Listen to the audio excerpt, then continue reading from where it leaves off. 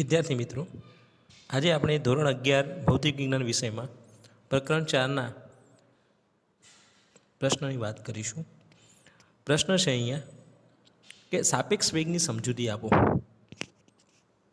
મિત્રો, એક પરિમાણિક ગતિની અંદર સાપેક્ષ વેગ આપણે જે છે એને વ્યાખ્યાયિત કર્યો. એ વખતે તમને કહ્યું હતું કે સમતલની અંદર પણ સાપેક્ષ વેગ સમજવાનો આવે છે. થોડુંક એના કરતાં અહીંયા આપણે વધારે વિચારવાનું થાય બે એક્સોના સંદર્ભમાં. તો સૌથી પહેલાં આપણે અહીંયા બે નિર્દેશ ફ્રેમો વિચારીએ. એક નિર્દેશ ફ્રેમ એ અને બીજી નિર્દેશ ફ્રેમ બી. મિત્રો, અહીંયા જે આપેલી છે આ નિર્દેશ ફ્રેમ એ છે અને આ નિર્દેશ ફ્રેમ બી છે. હવે નિર્દેશ ફ્રેમ એનું ઉગમ બિંદુ ઓ છે, નિર્દેશ ફ્રેમ બીનું ઉગમ બિંદુ જે છે એ ઓ ડેશ છે. આ બે નિર્દેશ ફ્રેમોની સંદર્ભમાં કોઈ એક કણ પી ની ગતિનો અભ્યાસ કરી રહ્યા છીએ. એટલે એ નિર્દેશ ફ્રેમ અને બી નિર્દેશ ફ્રેમ જે છે એમાંથી એક એક અવલોકનકાર પી કણની ગતિનો અભ્યાસ કરી રહ્યો છે. હવે આ જે અભ્યાસ થઈ રહ્યો છે એ દરમિયાન જે પી કણ છે એનો નિર્દેશ ફ્રેમ એની સાપેક્ષમાં સ્થાન સદિશ આર પી એ છે. હવે આ તમારે આ રીતે સમજવાનું છે કે પી કણ જે છે એનો નિર્દેશ ફ્રેમ એની સાપેક્ષે સ્થાન સદિશ આર પી એ, જેને ઓપી સદિશ વડે દર્શાવેલું છે, અને નિર્દેશ ફ્રેમ બીના ઉગમ બિંદુની સાપેક્ષે સ્થાન સદિશ આર પીબી છે. એટલે અહીંયા એક જ સ્ટેટમેન્ટ ભેગું લખેલું છે. નિર્દેશ ફ્રેમો એ અને બીના ઉગમ બિંદુની સાપેક્ષે સ્થાન સદિશ અનુક્રમે આર પી એ બરાબર ઓપી સદિશ અને આર પીબી બરાબર ઓડેસ પી અહીંયા સદિશ કરવાનો રહી ગયું છે તથા ઓની સાપેક્ષે ઓ ડેશનો સ્થાન સદિશ આર એ બી સદિશ બરાબર ઓ ડેશ સદિશ છે. તો મિત્રો, અહીંયા આકૃતિ ફરી આપણે સમજી લઈએ. આકૃતિમાં જે આપેલું છે કે આકૃતિની અંદર અહીંયા તમે જોઈ શકો છો કે નિર્દેશ ફ્રેમ એ ની સાપેક્ષમાં, એટલે કે એનું જે ઉગમ બિંદુ છે ઓ, એનો સ્થાન સદિશ આર પી એ, તો એને શું બોલાય? એની સાપેક્ષે કણ પીનો સ્થાન સદિશ આર પી એ પાછળ જે છે એની સાપેક્ષમાં બોલાય. અને એ જ રીતે બીની સાપેક્ષમાં સ્થાન સદિશ, જેને આપણે નામ પાડ્યું આર પી બી. તો આર પી બી અને આર પી એ ના નામ તમારે શબ્દોમાં યાદ રાખવાના છે.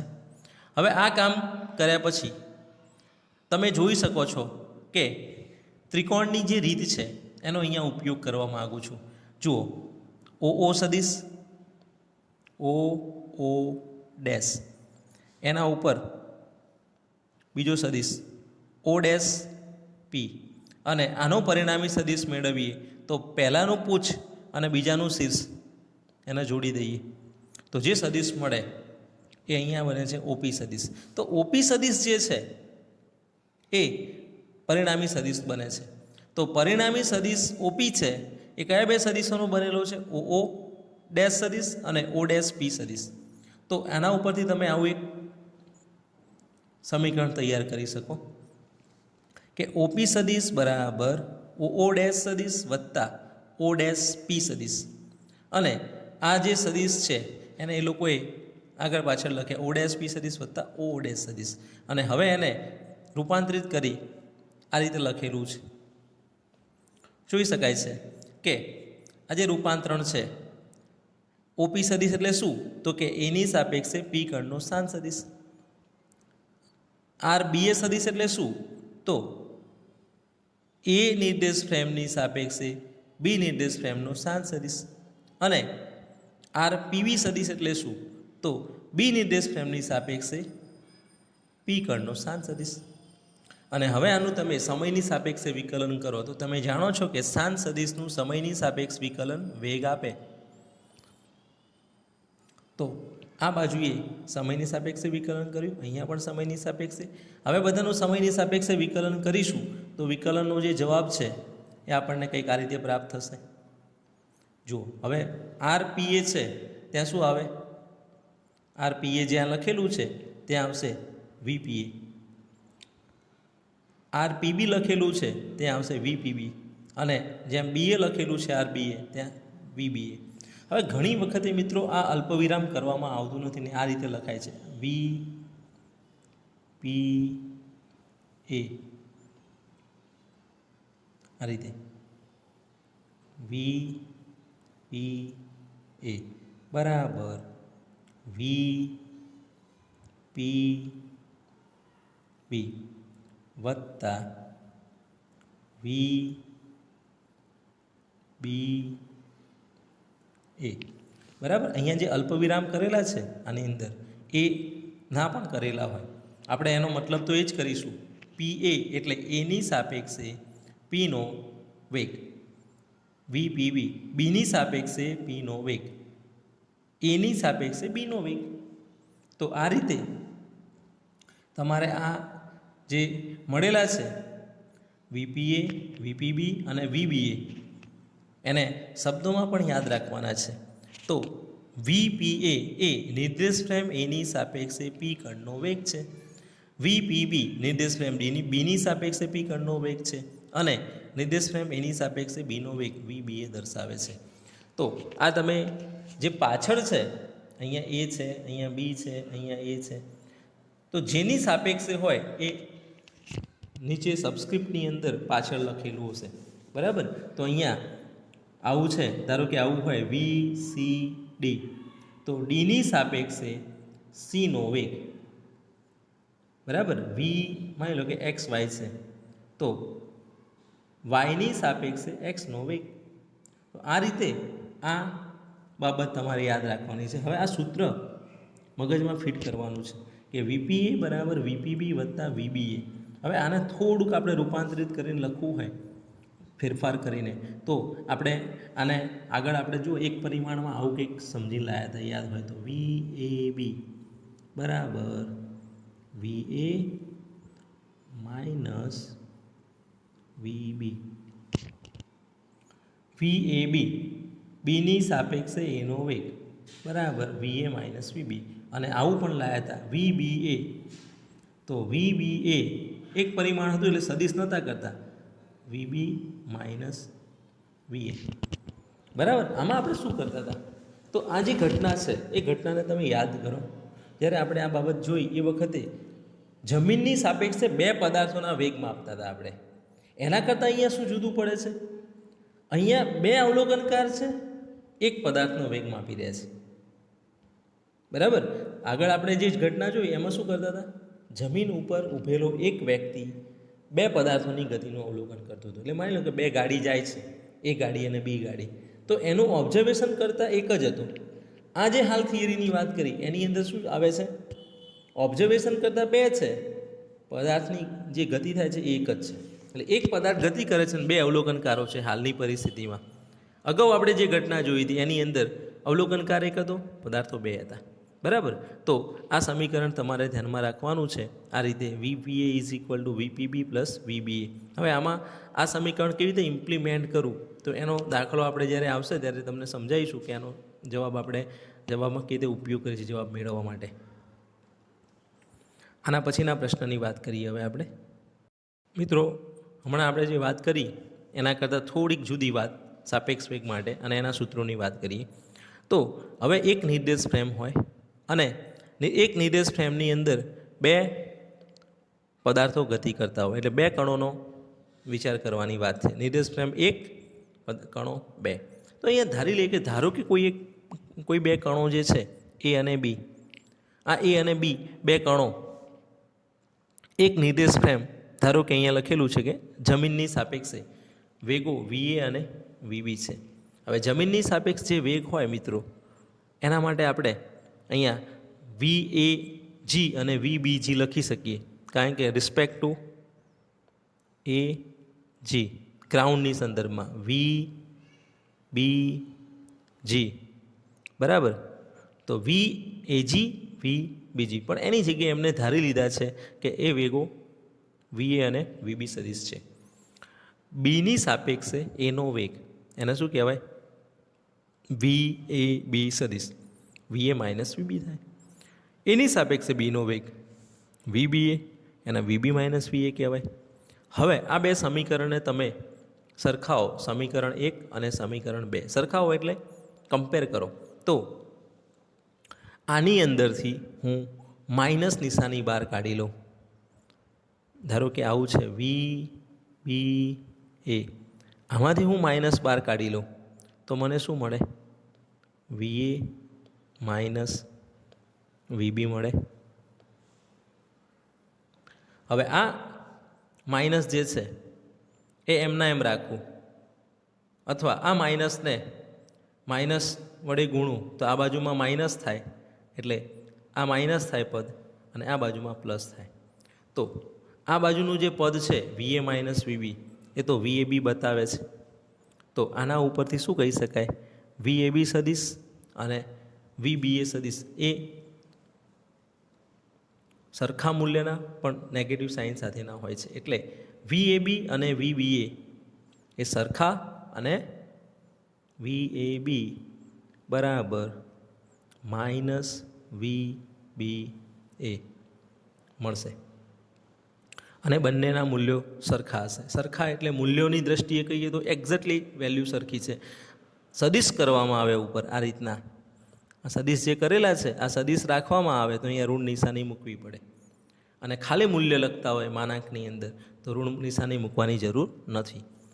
સારું, હવે આપણે આ જે છે એની આગળ જેમ સમીકરણ તૈયાર કરે એ રીતની એક અહીંયા બાબત આપણે અહીંયા મેળવીએ વ્યાપક રીતે. તો વ્યાપક રીતે કોઈપણ પદાર્થો પી અને ક્યુના કોઈ ત્રીજા પદાર્થ એક્સની સાપેક્ષમાં વેગો જાણતા હોઈએ તો ક્યુની સાપેક્ષે પીનો વેગ વી પી ક્યુ બરાબર વી પી એક્સ વત્તા વી એક્સ ક્યુ થાય. આની અંદર તમે અગાઉની થિયરીમાં જે ત્રિકોણની મેથડ વાપરી આ રીતે અને આનો પરિણામી આ રીતે, તો એ જ મેથડ અહીંયા વપરાઈ છે. જુઓ વી પી ક્યુ, વી પી એક્સ અને વી એક્સ ક્યુ. હવે આગળ જે માહિતી આપણે જોઈ એનો અહીંયા ઉપયોગ કર્યો. આ સમીકરણમાં શું કર્યું તો કે એક્સ ક્યુ છે વી એક્સ ક્યુ એની જગ્યાએ શું લખાય તો કે માઇનસ વી ક્યુ એક્સ લખાય. તો આ માઇનસ અહીંયા મૂકી દી, આ પદ જે છે એની જગ્યાએ, તો માઇનસ વી ક્યુ એક્સ લખી દીધું. અને આટલું કામ કર્યા પછી આ જે સમીકરણ છે એ પહેલાંના સમીકરણ જેવું જ બન્યું, પણ અહીંયા રિસ્પેક્ટ ટુ એક્સ આવે છે.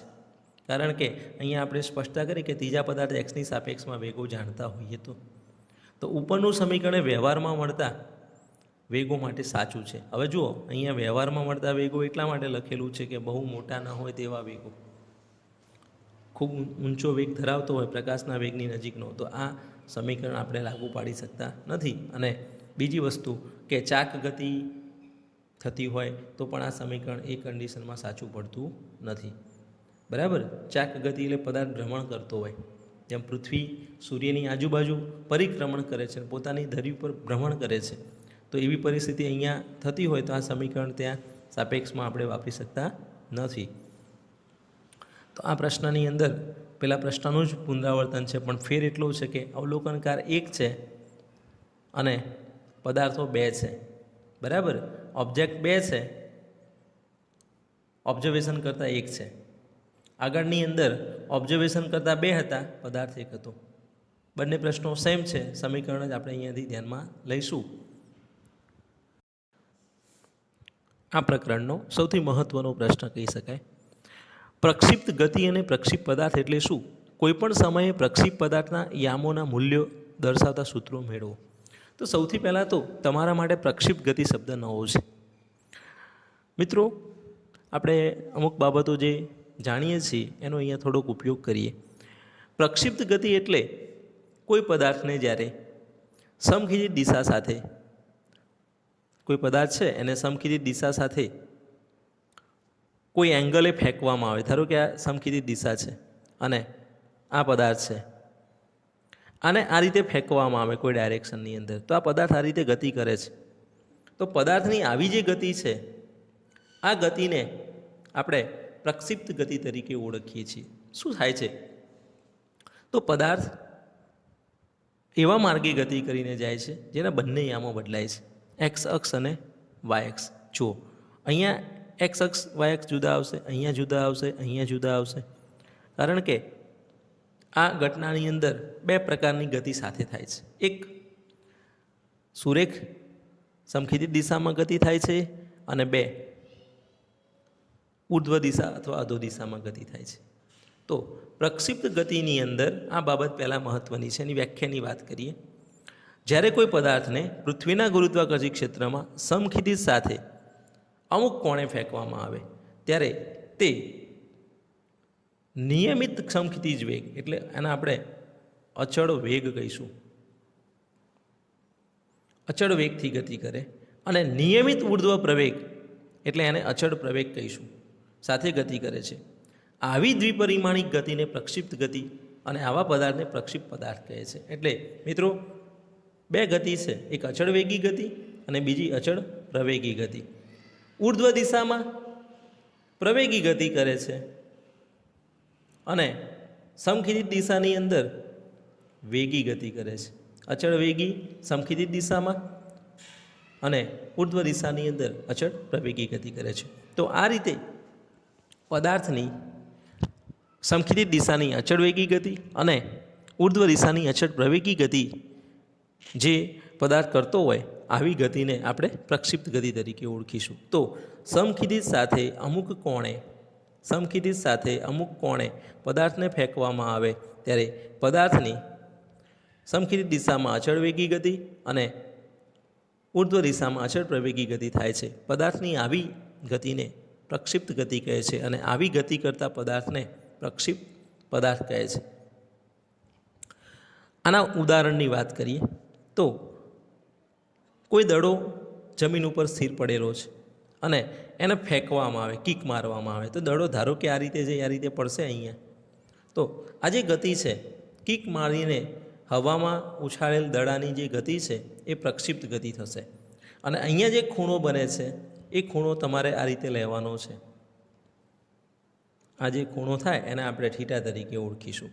તો હવામાં અવરોધ અવગણતા કિક મારીને ઉછાળેલ ફૂટબોલની ગતિ પ્રક્ષિપ્ત ગતિ છે. પ્રક્ષિપ્ત ગતિને એક સાથે પરસ્પર લંબ દિશામાં થતી બે જુદી જુદી સ્વતંત્ર ઘટક ગતિઓમાં દર્શાવી શકાય છે. કહ્યું એ પ્રમાણે સમખીતી દિશામાં કેવી ગતિ કરે છે? અચળ વેગ અને ઉર્ધ્વ દિશાની અંદર અચળ પ્રવેગ. તો બે પ્રકારની ગતિ એક સાથે થઈ રહી છે, બરાબર. તો અહીંયા પ્રક્ષિપ્ત ગતિ એ બે પ્રકારની ગતિનું મિશ્રણ છે જેને આપણે અલગ અલગ રીતે દર્શાવી શકીએ છીએ. અને આ ઘટનાની અંદર આપણે હવાના અવરોધને ધ્યાનમાં લેતા નથી, કેમ કે હવાનો અવરોધ હશે તો એની ગતિની અંદર મુમેન્ટ જોવા મળશે, એટલે ત્રીજો પરિમાણ પણ જોવા મળશે. હવે આની આપણે અહીંયા આકૃતિ દ્વારા થોડીક સમજ મેળવીએ. આકૃતિની વાત કરીએ તો આકૃતિમાં અહીંયાથી કોઈ પદાર્થને ફેંકવામાં આવે છે અને એ ફેંકેલો પદાર્થ જે છે એ આ દર્શાવેલા ગતિપથ ઉપર આ રીતે આગળ વધે છે. હવે v0 વેગથી જો એને ફેંકવામાં આવતો હોય અને એનો પ્રક્ષિપ્ત કોણ જે છે એ θ0 હોય તો v0નો એક્સ દિશાનો ઘટક v0 cos θ થશે અને v0 સદિશનો વાય દિશાનો ઘટક v0 sin θ0 મળશે. એટલે અહીંયા vના બે ઘટકો v0 cos θ0 અને v0 sin θ0 જે છે એ આપણને શું દર્શાવે છે? પ્રક્ષિપ્ત પદાર્થના એક્સ દિશાના અને વાય દિશાના વેગો દર્શાવે છે. હવે આની ઉપરથી તમારે એક સમજી લેવાનું છે કે v0 cos θ0 જે છે એ સમગ્ર ગતિ માટે અચળ રહેશે. એટલે આ વેલ્યુ બદલાવાની નથી, કારણ કે આની અંદર આ વેગ જે છે એ વેગ અચળ છે. વાય દિશાનો વેગ બદલાશે એટલે v0 sin θ0ની કિંમતો બદલાશે, પણ v0 cos θ0 જે છે એ ચેન્જ થવાના નથી, કારણ કે અહીંયા કોઈ એક્સ દિશામાં બળ લાગતું નથી. એક્સ દિશામાં જો બળ લાગતું હોત આ દિશામાં તો આ જે છે એ શું થાત? બદલાત. પણ એક્સ દિશામાં કોઈ બળ લાગતું ન હોવાથી એક્સ દિશાનો વેગ અચળ રહે છે અને વાય દિશામાં ગુરુત્વાકર્ષી બળ લાગે છે. તો ગુરુત્વ પ્રવેગ જે છે એ ગુરુત્વ પ્રવેગના કારણે એ વેગ બદલાય છે અને ઉપર જતાં વેગ ઘટે છે, નીચે આવતા વેગ વધે છે.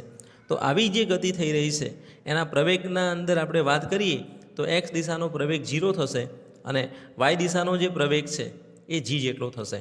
તો અહીંયા પદાર્થને પ્રક્ષિપ્ત કર્યા બાદ તેના પર ગુરુત્વાકર્ષણને કારણે ઉદ્ભવતો પ્રવેગ અધો દિશામાં હશે અને એ બરાબર જી, અહીંયા જે કેરેટ લખેલું છે.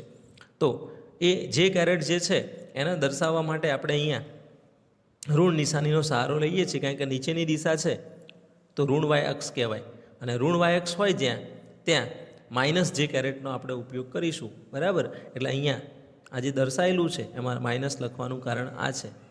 હવે ઘટકોની વાત કરીએ તો એક્સ દિશામાં ગુરુત્વ પ્રવેગનો કોઈ ઘટક મળશે નહીં આ ડાયરેક્શનની અંદર, એટલા માટે એ એક્સ 0 બતાવે છે અને વાય દિશામાં ગુરુત્વ પ્રવેગ જી, પણ એની દિશા અધો દિશા છે માટે એને માઇનસ જી તરીકે દર્શાવેલું છે. એટલે એ એક્સ 0 થશે, એ વાય એ જી જેટલા થશે. હવે મિત્રો તમે V0ના બે ઘટકોની આપણે વાત પૂરી કરીએ અહીંયા, અને હવે આ જે પ્રક્ષિપ્ત કરેલો જે પદાર્થ છે એ આ રીતે આગળ જતો હોય તો એનું સમીકરણ મેળવવું છે. તો ક્યાંથી એને છોડવામાં આવે છે? પદાર્થને ઉગમ બિંદુ પરથી પ્રક્ષિપ્ત કરેલો હોવાથી પ્રારંભિક યામો કેવા થશે? x0 0 અને y0 પણ 0. ટી સમયે પ્રક્ષિપ્ત પદાર્થ ક્યુ પર હોય તો એનું જે સમીકરણ છે એ શું થાય? તો મિત્રો અંતર બરાબર વેગ ગુણ્યા સમય, અંતર બરાબર વેગ ગુણ્યા સમય. હવે આ જે સૂત્ર છે એનો અહીંયા ઉપયોગ કરીએ. V0 એક્સ દિશાનો વેગ છે પ્રારંભિક અને ટી એ સમય છે. તો બેનો ગુણાકાર કર્યો એટલે આપણને એ સમીકરણ મળ્યું. અને હવે તમે જુઓ કે V0 એક્સનો જવાબ કેટલો છે? તો કે આખી ગતિ દરમિયાન એક જ રહે છે. કેટલો રહે છે? તો કે V0 cos θ0 અને ટી વડે ગુણી નાખ્યા સમય વડે. એ જ રીતે વાય દિશા માટે વાત કરીએ તો વાય દિશામાં કેવી ગતિ થાય છે? અચળ પ્રવેગી. હવે અચળ પ્રવેગી ગતિ થતી હોય તો આ ગતિ દરમિયાન અચળ પ્રવેગી ગતિના સમીકરણ વાપરી શકાય. અને અચળ પ્રવેગી ગતિના સમીકરણ આપણે આવા મેળવી ચૂકેલા છે. ડી બરાબર V0 t plus 1/2 V0 t plus 1/2 a t square. Same સમીકરણ અહીંયા યુઝ કરેલું છે. અહીંયા ડી છે ત્યાં y માઇનસ y0 લખવાનું થાય અને y0ને પેલી બાજુ મૂક્યા. હવે V0 પણ y દિશા છે તો V0 y લખેલું છે અને 1/2 a y t સ્ક્વેર.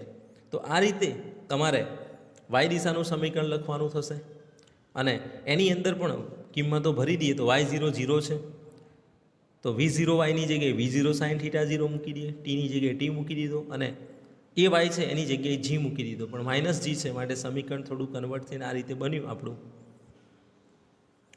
જોઈ શકાય છે કે આ સમીકરણની અંદર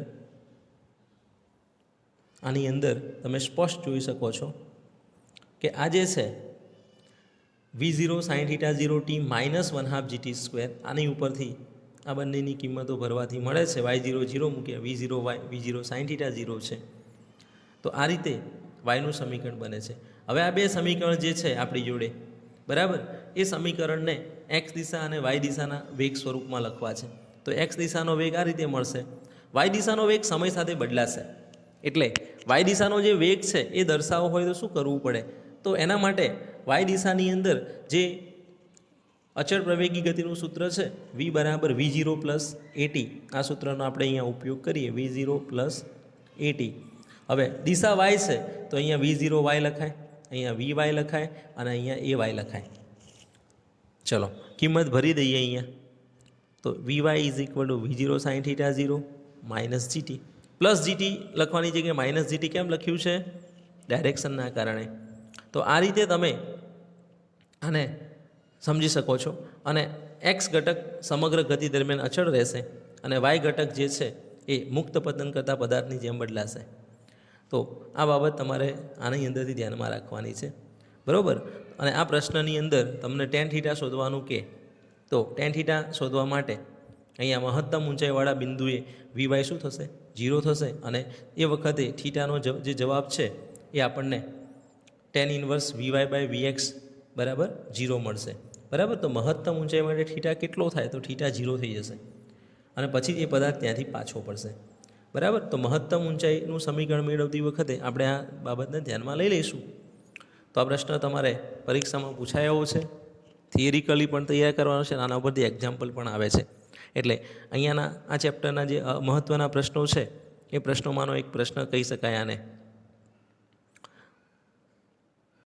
મિત્રો, આપણને અહીંયા જે પ્રશ્ન પૂછેલો છે, પ્રક્ષિપ્ત પદાર્થની વ્યાખ્યા આપી ગતિનું સમીકરણ મેળવો. હવે આ સમીકરણ છે એવું કે ગતિપથ પરવલય કરે એવું સાબિત કરો. બરાબર, તો પણ એ જ પ્રશ્ન સમજવાનો છે. હવે અગાઉ આપણે વ્યાખ્યાની વાત પૂરી કરી કે બે અક્ષો બદલાતા હોય એટલે કે સમતલની અંદર કોઈ પદાર્થને સમખિતિ સાથે કોઈ કોણે ફેંકવામાં આવે તો એ પદાર્થ બે ડાયરેક્શનોમાં જે ગતિ કરે છે, સમખિતિ વેગ અને ઉર્ધ્વ દિશાની અંદર અચળ પ્રવેગ સાથે, તો આવો પદાર્થ પ્રક્ષિપ્ત પદાર્થ તરીકે ઓળખાય છે અને આવી ગતિને પ્રક્ષિપ્ત ગતિ કહે છે. હવે આકૃતિ જે આપેલી છે એ આકૃતિને બરાબર તમે સમજી લો તો આના ઉપરથી તમને સમીકરણ બનાવવાની ખબર પડશે. હવે પદાર્થને જ્યારે આ માર્ગે ફેંકવામાં આવે છે, અહીંયા આકૃતિ આપણે સમજી લઈએ કે આ રીતે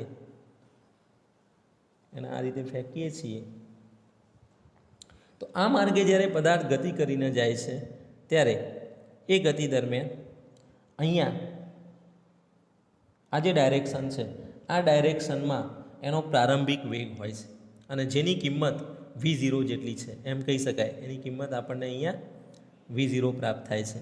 તો v0ના બે ઘટકો v0x, v0y, x દિશાનો ઘટક, y દિશાનો ઘટક અને ખૂણો θ 0 હોય તો અગાઉ જોઈએ એમ v0 cos θ 0, v0 sin θ 0. જેમ જેમ ઉપર જાય છે એમ તમે જોઈ શકો છો કે vy અને v0x આ રીતે, આ બાજુમાં આપણે v0x જ લખીએ છીએ કારણ કે x દિશાનો ઘટક બદલાતો નથી વેગનો, y દિશામાં vy આવી ગયું, vy x દિશાનો વેગ અને y દિશાના વેગમાં x દિશાનો વેગ અચળ રહે છે, y દિશાનો વેગ અંતર સાથે બદલાય છે, ઊંચાઈ સાથે. તો આ રીતે એ રિટર્ન આવે છે આ માર્ગે. હવે આ માર્ગે રિટર્ન આવે છે જ્યારે એ વખતે એને આટલા સુધી જવા માટે જે સમય લીધો એટલો જ સમય અહીંથી એ પાછો આવવા માટે લે છે. તો આ જે ગતિપથ છે આ ગતિપથ પરવલય જેવો બને છે. પરવલય, આપણે આ અતિવલય, પરવલય અને ઉપવલય અને વર્તુળ, આ ચાર બાબતો મેથેમેટિક્સમાં આવે છે. તો આનો ગતિપથ પરવલય બને છે અને આ પરવલયકાર માર્ગ જે બને છે એનું આપણે સમીકરણ મેળવી લાવવું છે. તો આ સમીકરણ મેળવવા માટે આકૃતિને આપણે આ રીતે ધ્યાનમાં લઈએ. ખાસ તો આપણે v0x અને v0yના બે ઘટકો પડેલા છે અને હાઇટ y જે છે આ ઊંચાઈને ધારો કે આપણે y ઊંચાઈ કહી દઈએ, આ બાજુમાં જે બદલાય છે ને વેલ્યુ એ ઊંચાઈના આપણે y ઊંચાઈ તરીકે લઈ લઈએ. તો અગાઉ જે સમીકરણની વાત કરીએ ફરી અહીંયા સમીકરણ બની શકે છે એ રીતના x દિશાનું જે સ્થાનાંતર છે અંતર બરાબર વેગ ગુણ્યા સમય ઉપરથી y દિશાનું સમીકરણ સેમ રીતે v0t પ્લસ 1/2 at સ્ક્વેરનો ઉપયોગ કરી કિંમતો મૂકીને સમીકરણ બનાવ્યું y બરાબર v0 sin θ 0 t minus 1/2 gt square. આ બંને સમીકરણ અગાઉના પ્રશ્નમાં આપણે જોયા. હવે આની અંદર શું કરીએ તો સમીકરણ એકમાંથી ટીને સૂત્ર કરતા કરી દઈએ તો શું બને? તો t is equal to x divided by v0 cos θ 0. બરાબર, અને આ કિંમત ટીની જગ્યાએ ભરી દઈએ તો શું થશે? તો તમે જોઈ શકો છો કે વાયના સૂત્રમાં અહીંયા v0 sin θ 0 હતા, એની સાથે ટીને ગુણી દીધા એટલે આવું સમીકરણ તૈયાર થયું. એ જ રીતે 1/2 gt સ્ક્વેર છે તો એમાં 1/2 g અને ટી સ્ક્વેરની જગ્યાએ x અપન v0 cos θ 0 મૂકી એનો સ્ક્વેર કરી નાખીએ તો આનો જવાબ જે છે સાદુરૂપ આપીશું તો sin θ 0 બાય cos θ 0 એટલે tan θ 0 થઈ જશે. x એમના એમ મૂકી દીધા. બરાબર, તો આ રીતે તમને આ જે સૂત્ર છે એમાં આ રીતનું મળશે tan θ 0 ઇન્ટુ x ઓછા 1/2 g. હવે અહીંયા જુઓ એક્સનો વર્ગ એટલે એક્સ સ્ક્વેર આવ્યું અને નીચે જે છે v0 cos θ 0 નો સ્ક્વેર છે તો v0 cos θ 0 નો હોલ સ્ક્વેર. તો આ રીતે આ સમીકરણ જે મળે છે એ ax માઇનસ bx સ્ક્વેરના જેવું મળે છે અને જે પરવલયનું સમીકરણ છે. તો કહી શકાય કે પ્રક્ષિપ્ત પદાર્થનો જે ગતિપથ છે એ કેવો હોય છે? પરવલયાકાર હોય છે. અને આ ગતિપથ પરવલયાકાર છે એ તમને અહીંયા બતાવેલું છે. આ રીતનો ગતિપથ હોય તો એ પરવલયાકાર કહેવાય, આ રીતનો ગતિપથ હોય તો એ પરવલયાકાર કહેવાય. એટલે અહીંયા આ ગતિપથ પરવલયાકાર થાય છે એ આપણે અહીંયા બતાવવાનું છે. તો આ પ્રશ્ન તમારે 2 ગુણમાં પૂછાય તો આ રીતે લખવાનો થાય.